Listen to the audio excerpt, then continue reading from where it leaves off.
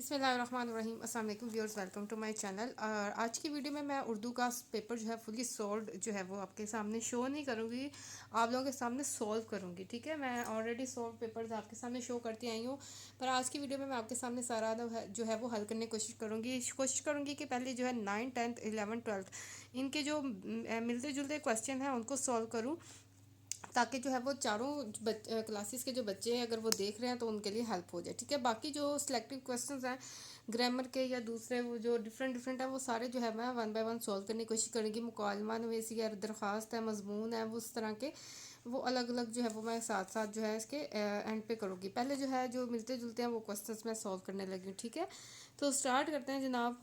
सबसे पहले जो आ जाता है हिस्सा इंशाइया। सबसे पहले जो है हम इंशाइया तर्ज लिखेंगे। ये मेरे पास इस वक्त 605 कट मार्कर है। साथ ही मैं आपको जो है वो लेंथ वगैरह का भी आइडिया देती जाऊंगी और टाइम मैनेजमेंट भी बताती जाऊंगी कि कितने टाइम के अंदर अंदर आपने इसे कवर करना है। इंशाइया तर्ज में सबसे पहले हम हिस्सा अव्वल सॉल्व करने की कोशिश करेंगे। हिस्सा अव्वल जिसमें आ जाता है नज़्म और गज़ल के इशार की तशरीह। ठीक है, इशार की तशरीह।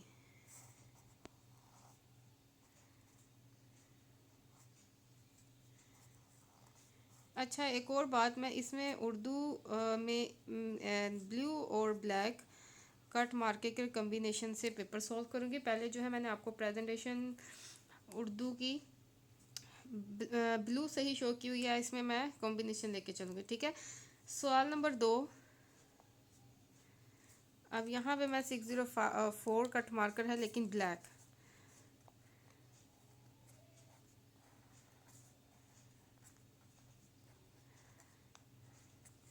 सवाल नंबर 2, इसमें अलिफ है। अच्छा, इसमें अगर आप जो है वो स्किप भी करना चाहते हैं अलिफ बे या इस तरह की इशार की तशरीह भी हेडिंग स्किप करना चाहते हैं कर लें, क्योंकि ये आपका वो फ्रंट पेज है जिससे एग्जामिनर ने आपका अंदाज़ा लगा लेना है कि इस बच्चे ने किस तरह पेपर सॉल्व किया। तो इसमें ज़्यादा हेडिंग्स बना के अच्छे तरीके से प्रेजेंटेशन दें, सो डैट एग्जामिनर में फ़र्स्ट इम्प्रेशन जो अच्छा पड़ जाए। ठीक है, हिस्सा नज़म। अब हिस्सा नज़म में फर्स्ट ईयर और सेकेंड ईयर के बच्चों की बात करें तो किसी एक ही नज़म में से तीन या दो इशार आएंगे जिसकी आपने तशरीह करनी है। तो इस तरह हिस्सा नज़म की हम हेडिंग दे के उसके बाद नज़म का उन्वान या नज़म का नाम लिखेंगे।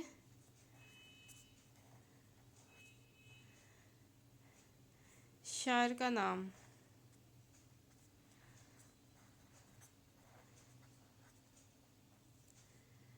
और इसके बाद तशरीह की हेडिंग देंगे।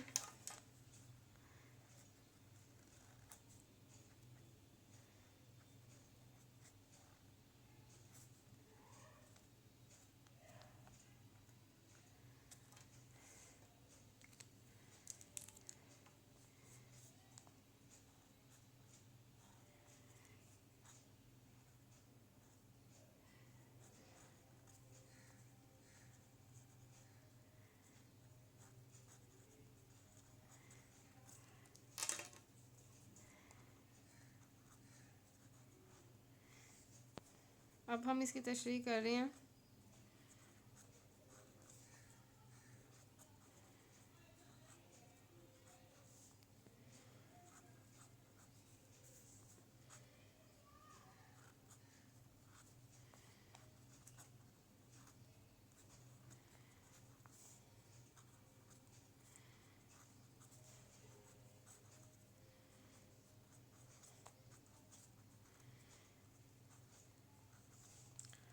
मैं साथ साथ आपको टिप्स भी बताती जाऊंगी इसमें शार वगैरह कैसे ऐड करने हैं, कोई मिस्टेक वगैरह हो जाए उसे कैसे कवर करना है, सारा कुछ आपको साथ साथ बताती जाऊंगी। ठीक है,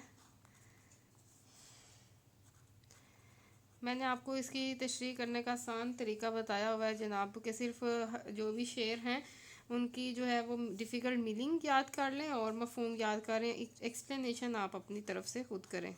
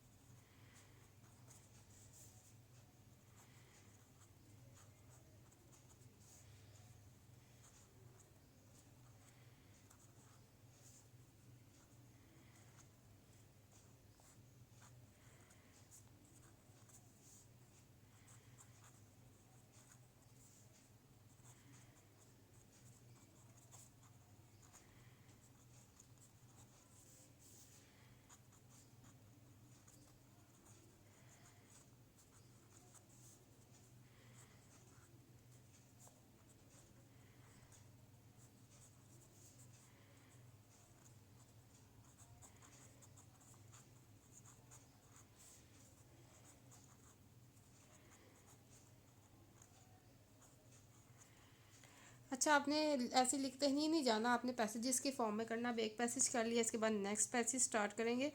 और यहाँ पे देखें मैंने स्पेस दी है, ठीक है।